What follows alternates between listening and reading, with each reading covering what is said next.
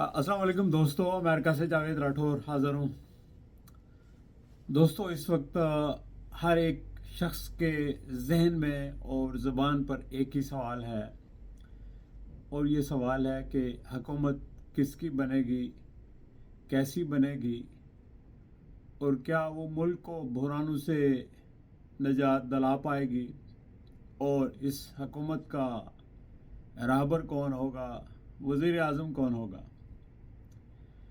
ये ऐसे सवाल हैं जिनका जवाब हर शख्स को चाहिए और हर शख्स चाहता है।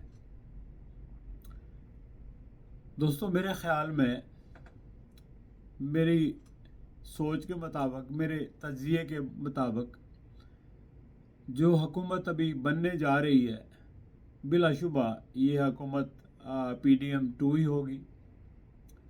और ये पीपल्स पार्टी, मुस्लिम लीग नून, MQM, फजलुर रहमान साहब, और वो ये समझिए कि जो लोग PDM में थे वो सारे वही लोग होंगे। और उसके बाद ये हुकूमत कैसी होगी? होगी तो वैसी जैसे PDM थी, लेकिन सवाल ये है कि क्या ये हुकूमत मुल्क को बहरानों के भंवर से निकाल पाएगी? मेरा ख्याल है कि बिल्कुल ऐसा मुमकिन नहीं है। उसकी वजह यह है कि ये लोग जो हुकूमत बनाएंगे, इनको अपने ऊपर भी एतमाद नहीं है। इनको पता है कि इनको जो मैंडेट मिला है वो एक जाली मैंडेट है। अब नून की तो जो जेन्युइन सीटें बनती हैं वो कोई 20 से 30 हैं, इससे ज़्यादा नहीं है। बाकियों पर बिलाशुबा उनको जिताया गया है। MQM की 2 से 3 होनी चाहिए थी, बल्कि हो सकता है 0 होती अगर फेयर इलेक्शंस होते। तो जहाँ तक पीपल्स पार्टी का ताल्लुक है, तो पीपल्स पार्टी को मेरा ख्याल है वैसे ही सिंध में जो है वो उसकी बरतरी है, और सिंध से तो वो सीटें निकाल लेती है, और बाकी हो सकता है किसी जगह पर उनको फेवर किया हो या ना किया हो। लेकिन मुस्लिम लीग नून और मुत्तहिदा के पास जो सीटें मिली हैं वो 100% जो है वो नतायज चेंज करके उनको दी गई हैं सीटें, ताकि जो एक आर्किटेक्ट ने जो प्लान किया था उसके मुताबिक वो प्लान एग्जीक्यूट किया जाए।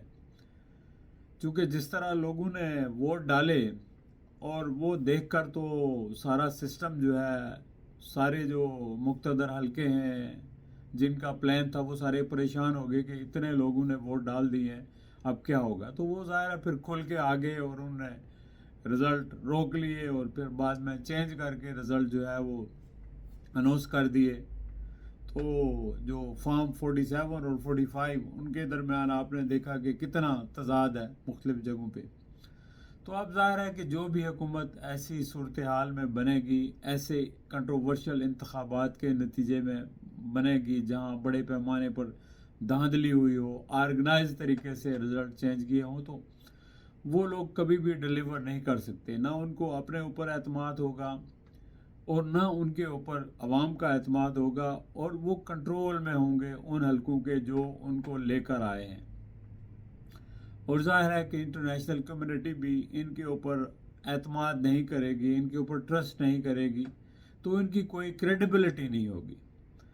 देखिए, अगर होता ये कि कम अज़ कम पीपल्स पार्टी और PTI वो मिलकर हुकूमत बना लेते, तो फिर शायद उस हुकूमत की कोई क्रेडिबिलिटी होती।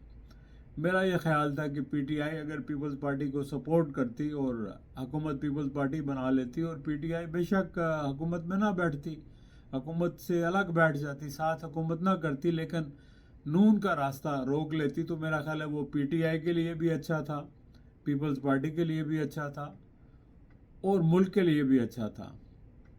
क्योंकि नून की तो क्रेडिबिलिटी नहीं रही। अब मियाँ साहब जिनको ज़बरदस्ती लाया जा रहा है चौथी बार प्राइम मिनिस्टर बनाने के लिए, तो उनकी तो ना मेरा ख्याल है सलाहियत है उनके अंदर, और ना उनकी क्रेडिबिलिटी है। ये सारे लोगों को जोम है कि मियाँ साहब लीडर हैं, वो लीडर नहीं है। अब देखें, जब IGI बनी थी जनरल हमीद गुल साहब, मरहूम ने खुद कहा कि हमने पैसे दिए और IGI बनवाई, और میاں صاحب کو ہم لے کر آئے، اور انہوں نے خود میرے سامنے یہاں ایک تقریب میں کہا کہ جب ہم لے کر آئے تو بعد میں ہمیں احساس ہوا کہ ہم کس ڈفر آدمی کو لے کے آئے ہیں۔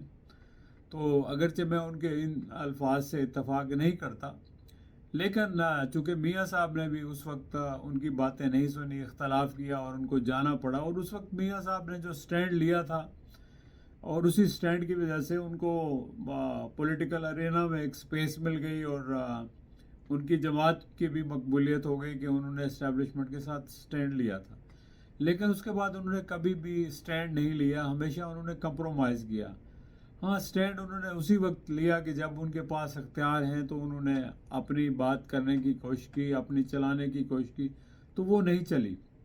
لیکن جب اقتدار سے باہر جاتے ہیں تو وہ ہمیشہ کمپرومائز کرتے ہیں۔ میں سمجھتا تھا کہ اگر میاں صاحب نے جو ووٹ کو عزت دو کا نعرہ لگایا تھا، اگر وہ اس پہ قائم رہتے اور آخری وقت تک قائم رہتے، اور جب عمران خان کی حکومت کو ہٹایا گیا تھا اس وقت بھی وہ سٹینڈ لیتے کہ یہ غلط ہوا ہے، تو میرا خیال ہے آج جو عمران خان کی مقبولیت ہے وہ میاں صاحب کی مقبولیت ہوتی۔ لیکن میاں صاحب نے بار بار اپنے موقف سے جو ہے وہ دستبردار ہوئے ہیں، پیچھے ہٹے ہیں، تو اس لیے اب پاکستان کے جو سیاستدانوں کی کریڈیبلٹی کیوں ختم ہوئی ہے؟ وہ اسی لیے کہ وہ آج کچھ کہتے ہیں، کل کچھ کہتے ہیں، کسی چیز کے اوپر قائم نہیں رہتے، ان کا کوئی ایک موقف نہیں ہوتا، ایک اصول نہیں ہوتا، اس وجہ سے لوگ ان سے نالاں ہیں۔ یہ ٹھیک ہے، کرپشن، انکمپیٹنسی، یہ دوسرے ایلیمنٹس اپنی جگہ ہیں، لیکن سب سے بڑا ایلیمنٹ یہ ہے کہ ان کے کردار کے اندر، ان کی گفتگو کے اندر، ان کی سیاست کے اندر جو یہ بہت بڑا جھول ہے، بہت بڑی، آپ اس کو منافقت کہہ لیں یا آپ اس کو اداکاری کہہ لیں، شعبدہ بازی کہہ لیں، جو بھی نام دے لیں اپنی طرف سے، تو وہ کہتے ہیں یہ ہوشیاری ہے۔ میں نہیں سمجھتا کہ یہ ہوشیاری ہے، بلکہ یہ اپنے آپ کو ایکسپوز کرتے ہیں، اور اسی وجہ سے عوام ان کو لیڈر نہیں مانتے اور نہ ان کے ساتھ چلنے کے لیے تیار ہیں۔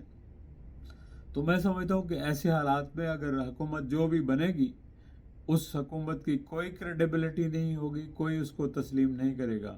بہتر تو یہی ہے کہ ان انتخابات کو کالعدم قرار دے دیا جائے اور دوبارہ انتخابات کروائے جائیں، پی ٹی آئی کو بلا دیا جائے، جو فریولس کیسز ہیں عمران خان کے وہ ختم کیے جائیں، تو ایک جینون لیڈرشپ آئے گی، ایک جینون لوگوں کا مینڈیٹ سامنے آئے گا، تو پھر جو حکومت ہوگی تو اس کی ملک کے اندر بھی، ملک کے باہر بھی، دنیا کے اندر بھی کریڈیبلٹی ہوگی۔ لیکن ایسا ہوتا دکھائی نہیں دیتا، چونکہ لوگ جو با اختیار ہیں، جن کے پاس اس وقت طاقت ہے، ڈنڈا ہے، تو ان کی انا جو ہے وہ اتنی بڑی ہے کہ اس کے سامنے ملک، سسٹم، آئین، قانون کی کوئی حیثیت نہیں ہے۔